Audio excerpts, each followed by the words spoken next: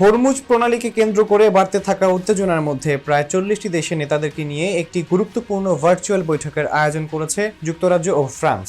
এই বৈঠকের মূল লক্ষ্য বিশ্ব বাণিজ্যের জন্য অত্যন্ত গুরুত্বপূর্ণ এই নৌপথটি পুনরায় চালু করার উপায় খুঁজে বের করা। প্রসঙ্গত, গত 28 ফেব্রুয়ারি ইরানের যুক্তরাষ্ট্র ও ইসরায়েলের যৌথ হামলার পর থেকেই হরমুজ প্রণালীতে অচলাবস্থা তৈরি হয়। তেহরান কার্যত নিজেদের ছাড়া অন্য জাহাজে চলাচল সীমিত করে দেয়। অন্যদিকে যুক্তরাষ্ট্র ইরানের বন্দরগুলোর উপর পাল্টা অবরোধ আরোপ করেছে, ফলে পরিস্থিতি আরও জটিল হয়ে উঠেছে। এই প্রেক্ষাপটে যুক্তরাজ্য ও ফ্রান্সের উদ্যোগে আয়োজিত বৈঠকে অংশ নেওয়া বিশ্ব নেতারা ইরানের সাথে যুদ্ধবিরতি বজায় রাখা এবং হরমুজ প্রণালীতে জাহাজ চলাচলের নিরাপত্তা নিশ্চিত করার বিষয়টি নিয়ে আলোচনা করবেন বলেও ধারণা করা হচ্ছে।